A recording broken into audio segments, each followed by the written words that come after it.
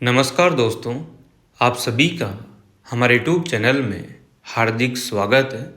आज के इस वीडियो में हम बात करने वाले हैं राजस्थान सीईटी एग्ज़ाम 2026 से संबंधित। आप सभी को इस बारे में अच्छे से पता होगा कि सीईटी एग्ज़ाम की डेट जो है जारी कर दी गई है कि कब कब आपका एग्ज़ाम लगने वाला है। 12th लेवल का जो एग्ज़ाम है वो कब लगेगा और साथ में ही जो ग्रेजुएशन लेवल का एग्ज़ाम है वो कब लगेगा। ठीक है, तो बहुत सारी चीज़ें आपको इस वीडियो में देखने को मिलेगी और साथ में ही अभी आपके सिलेबस को और ज़्यादा लेंदी किया गया है। तो कौन कौन से नए टॉपिक जुड़े हैं उस पर भी बात की जाएगी। तो वीडियो को आप लोग अंत तक देखिएगा और अगर आप चैनल पर नए हैं तो चैनल को सब्सक्राइब, वीडियो को लाइक और बेल आइकन ज़रूर दबा लीजिएगा। देखो, जो सीईटी का एग्ज़ाम था वो आप सभी जानते हैं कि कॉमन एलिजिबिलिटी टेस्ट यानी कि एक समान पात्रता परीक्षा है जिसमें नए नए नियम आप लोगों को देखने को मिल रहे हैं। हुआ यूँ है कि पिछली बार जो एग्ज़ाम हुआ था उसमें जितने बच्चे थे, मान लीजिएगा कि 10 लाख बच्चों ने एग्ज़ाम फॉर्म अप्लाई किया और उसमें से 8 लाख बच्चे पास आउट हो गए। तो इसी चीज़ को रोकने के लिए, यानी कि इतना ज़्यादा कंपटीशन वापस से आप लोगों को सीईटी कराने के बाद भी देखने को मिला, तो यहाँ पर गवर्नमेंट और जो भी कर्मचारी चयन बोर्ड है या आरपीएससी वगैरह है, तो इन्होंने कुछ ना कुछ नए अपडेट आप लोगों को देखने को हर बार मिलते हैं। हर बार आप लोगों को सिलेबस भी नया नया कुछ ना कुछ देखने को मिलता रहता है। ठीक है ना। अब ये क्या जाने दर्द बच्चों का, ठीक है। पर यहाँ पर देखिएगा, जो भी चीज़ें हो रही है कुछ फ़ायदे भी और कुछ नुकसान भी होते हैं। हाँ, ये ज़रूर है कि 4-5 टॉपिक नए जुड़े हैं तो आपको पढ़ने में और ज़्यादा इशू होगा, थोड़ा टाइम और लगेगा और लेंदी हो गया है। ये जो आपका सिलेबस है सीईटी एग्ज़ाम का, चाहे 12th लेवल का हो चाहे ग्रेजुएशन लेवल का हो, इसमें थोड़ा सा यहाँ पर यह संशोधन होना चाहिए कि जो सीईटी एग्ज़ाम पेपर है वो थोड़ा इजी टाइप भी हो, थोड़ा मॉडरेट भी हो और साथ में थोड़े क्वेश्चन उसमें हार्ड भी हो, बिल्कुल।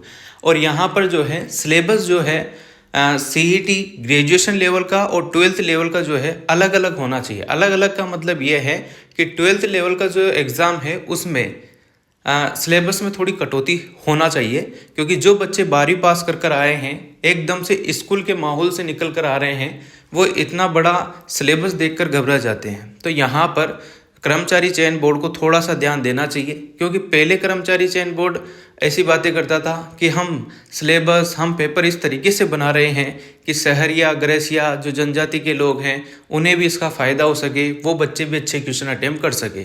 फिर यहाँ पर 1 साल में ही 2 साल में ही जो है कर्मचारी चयन बोर्ड अपनी ही बातों से खुद मुकर गया है। ठीक है, तो मैं आपको बता देता हूँ कौन कौन से टॉपिक जुड़े हैं, कब कब आपका एग्ज़ाम है। देखो, सीईटी जो एग्ज़ाम है यहाँ पर सीडीटी लिखा हुआ है, जो कि गलत टाइप हो गया होगा। ठीक है, एरर मिस्टेक है।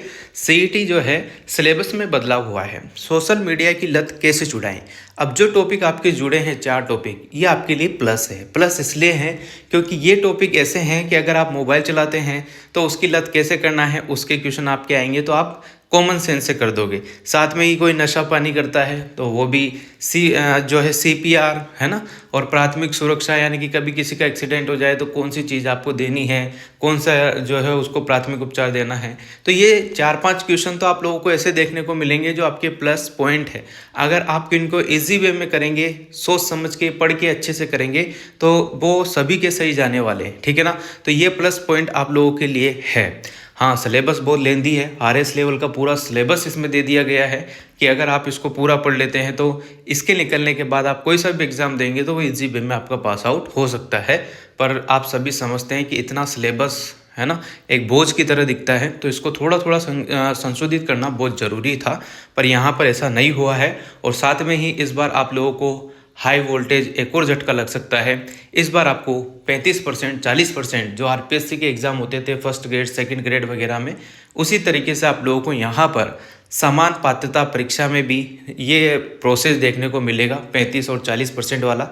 और राजस्थान एकमात्र ऐसा राज्य बन गया है जिसमें समान पात्रता परीक्षा में भी नेगेटिव मार्किंग आपको देखने को मिलेगी। ठीक है, तो आप सभी तैयार हो जाइएगा, जल्द आप लोगों को एग्ज़ाम देखने को मिल जाएंगे। अक्टूबर में और दिसंबर में इसकी डेटें निर्धारित की गई है। ठीक है ना, जो 12वीं वाले स्टूडेंट हैं, सीईटी देने वाले हैं 12th लेवल वाले, तो उनके 23 अक्टूबर से 25 अक्टूबर के बीच यहाँ पर एग्ज़ाम कंडक्ट कराने का पूरा प्रोसेस है कर्मचारी चयन बोर्ड का। और 1 तारीख से लेकर 3 दिसंबर तक इसी साल ग्रेजुएशन लेवल वाले जो स्टूडेंट हैं उनका सीईटी एग्ज़ाम कराने का जिम्मा इस बार वापस से कर्मचारी चयन बोर्ड के पास है। ठीक है, तो यहाँ पर थोड़ी बहुत चीज़ें मैं आपको पढ़ के सुना देता हूँ। जो 4 टॉपिक नए जुड़े हैं वो आप लोगों को बेनिफिट देंगे, बोनस के तौर पर काम करेंगे और आपके 35-40% बनाने में भी काफ़ी हेल्प करेंगे। तो इनको बोझ की तरह नहीं लेना है। जो इतना बड़ा सिलेबस जब आप पढ़ रहे हैं तो इनको बोझ आप बिल्कुल ना माने। देखो अब यहाँ पे मैं आपको पढ़ के सुना देता हूँ। सीईटी का यहाँ पे सीडीटी लिखा हुआ है जो कि गलत है, मैं आपको बता देता हूँ, एरर है। ठीक है ना, सीईटी है वो। सीईटी का इंतजार कर रहे 30 लाख अभ्यर्थियों का इंतजार खत्म हो गया है। और ये भी ध्यान रखिएगा, कर्मचारी चयन बोर्ड को थोड़ा सा अपनी ही शिक्षा प्रणाली है, परीक्षा प्रणाली है, इसमें सुधार करना चाहिए। क्योंकि वो कहते हैं कि सीईटी समान पात्रता परीक्षा है तो ये कम से कम हर साल या हर 2 साल के बीच होना चाहिए। यहाँ पर 3 साल तो गवर्नमेंट खुद ही लगा देती है इस एग्जाम को कंडक्ट कराने में और फिर कहती है कि इसकी वैलिडिटी 3 साल है। ठीक है, आप देखो 3 साल में 5 साल में एक बार एग्जाम हुआ है ओनली सीईटी के माध्यम से। ठीक है ना, तो ये काफ़ी गलत बात है, इसको सुधारने की काफ़ी आवश्यकता है। सेकेंडरी की जो परीक्षाएं हैं 23 से 25 अक्टूबर तक और स्नातक वाली जो सीईटी परीक्षा है वो 1 से 3 दिसंबर तक होने वाली है। सिलेबस में बदलाव यहाँ पर हो चुका है, 4 टॉपिक नए जुड़े हैं। ठीक है ना, सीनियर सेकेंडरी के लिए जो है आवेदन की प्रक्रिया अगले सप्ताह यानी कि 25 जून से संभव है। 25 जून से आपके फॉर्म स्टार्ट हो जाएंगे और स्नातक वालों के जो है आवेदन यानी कि फॉर्म जो है जुलाई में स्टार्ट होंगे। तो सीईटी होने से 23 प्रकार के पदों पर भर्तियां शुरू होने का रास्ता खुल जाएगा। अब आप लोग देखो, इसमें 23 प्रकार की भर्तियां लिखी हुई है, पर आप एक बात ध्यान कीजिएगा, जो स्नातक वाले हैं उनको पटवारी, वीडियो और 2-5 एग्जाम और। सीईटी ग्रेजुएशन वालों को तो ये देखने को मिलते हैं वीडियो वगैरह और ये जो मैंने अभी आपको गिनाए हैं पटवारी वगैरह, ये 2-4 एग्जाम। और इसके बाद अगर हम बात करें 12th लेवल की तो उसमें आप एलडीसी के एग्ज़ाम के अलावा कौन सा मोटा मोटा एग्ज़ाम आपको दिखा होगा। कांस्टेबल भी शायद इसी में शामिल कर दिया गया है, जेल प्रहरी भी इसी में शामिल है, पर उनकी पोस्टें इतनी आती है जितना कि, तो यहाँ पर सुधार की आवश्यकता है कि जब आप सीईटी बेस पर एग्ज़ाम करा रहे हैं तो।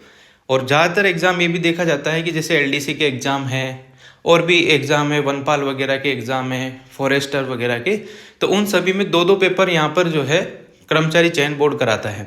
यानी कि वही RPSC first grade second grade की तरह 2 पेपर सुबह की शिफ्ट में, शाम की शिफ्ट में, हिंदी का अलग, इंग्लिश का अलग, है ना, एसआई लेवल की तरह, जो कि गलत है। जब सीईटी एग्ज़ाम हो रहा है तो एक पेपर तो वहीं पर हो गया, तो दूसरा पेपर या चाहे 150 क्वेश्चन दे दे पर एक ही पेपर में वो सारी चीज़ें होना चाहिए। इसमें भी सुधार करने की काफ़ी आवश्यकता यहाँ पर है। 4 जो नए टॉपिक जुड़े हैं वो मैं आपको बता देता हूँ, आपको कैसे फ़ायदा देंगे। ये टॉपिक नॉर्मल है, आप पढ़ के क्वेश्चन को आराम से आंसर टिक कर सकते हैं और ये सभी के सही जाने वाले हैं अगर स्तर मॉडरेट या इजी रहता है तो। और अगर हार्ड बना देते हैं तो थोड़ा टाइम लगेगा आपको। ठीक है ना, नए टॉपिक देखो, एक तो है सीपीआर, यानी कि जब भी हार्ट वगैरह की कोई प्रॉब्लम होती है तो सीपीआर देते हैं, तो कैसे क्या देना होता है, कैसे क्या होता है उसमें, वो आपसे पूछ सकते हैं। ठीक है, एक बार आप मोटे मोटे नज़र में देखेंगे तो इसी वे में 4 टॉपिक हो जाएंगे और इससे आपको बेनिफिट यही है कि 4 या 5 जो क्वेश्चन आपके आने वाले हैं वो आराम से सही होंगे। देखो अगला, प्राथमिक उपचार, यानी कि जब किसी का कोई एक्सीडेंट हो जाए तो आप प्राथमिक उपचार के तौर पर उसे क्या देंगे। या मान लो ऐसे क्वेश्चन आ सकते हैं जैसे आप रोड पर चल रहे हैं, किसी ने आपके बाइक से ठोक दिया, तो उस कंडीशन में आप कौन सा उपचार करेंगे, आपको क्या करना चाहिए।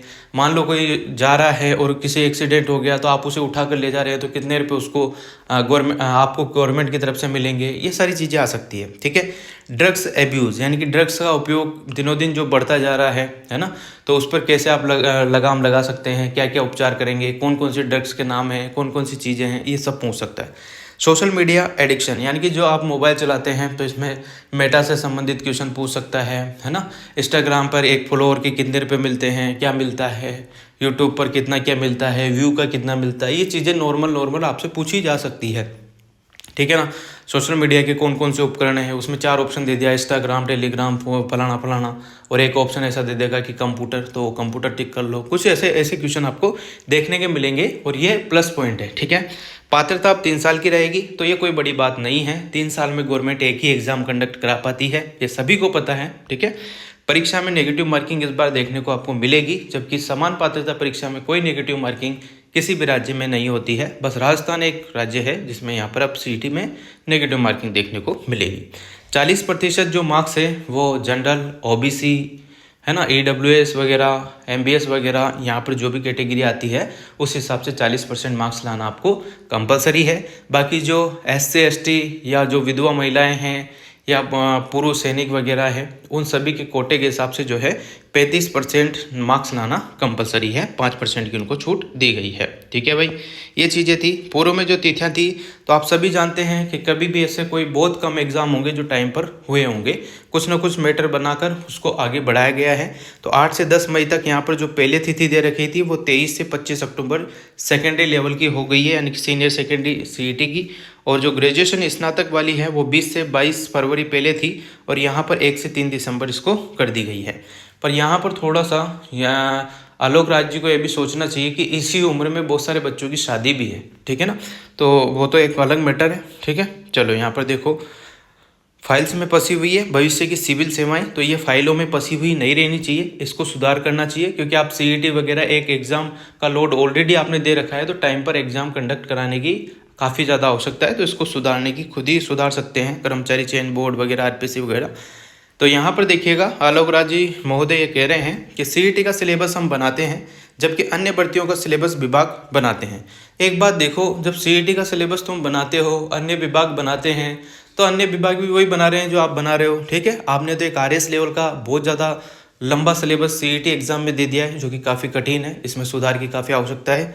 CET के सिलेबस में इस बार ये 4 टॉपिक और आपने बढ़ा दिए हैं, पर अच्छी बात है कि ये 4 टॉपिक अच्छे हैं, तो इससे किसी को कोई डाउट नहीं रहेगा। पर वो सिलेबस अगर आप एक बार खुद आप आलोक राज जी देखेंगे तो कहेंगे कि हाँ, रियल में मैं एक RS की तैयारी करा रहा हूँ, CET की नहीं।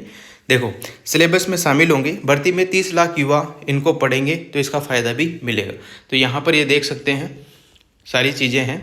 और इसमें जो 4 टॉपिक नए जुड़े हैं वो ये देखो, CPR जो होता है आपातकालीन जीवन रक्षक प्रक्रिया होती है, जिसका उपयोग तब किया जाता है जब किसी व्यक्ति की सांस या दिल की धड़कन जो है बंद हो जाती है, तो उसके जो है फ्रेश किया जाता है ना, तब ताकि उसका ब्लड सर्कुलेशन वापस से एक्टिव हो जाए। इस तरीके से CPR दी जाती है। यहाँ पर देख लो, दिल वापस धड़कने लग जाता है। बहुत सारी बार देखा होगा आपने, कोई ना कोई इधर उधर अचेत पड़ जाता है, फिर उसको CPR दी जाती है ना। ये चीज़ें हैं, आप भी दे सकते हैं अगर आपको कोई ऐसा लगता है, कोई किसी को कोई दिक्कत होती है। तो ये चीज़ें हैं जो कि बहुत ज़रूरी थी। बहुत अच्छे टॉपिक यहाँ पर ऐड हुए हैं।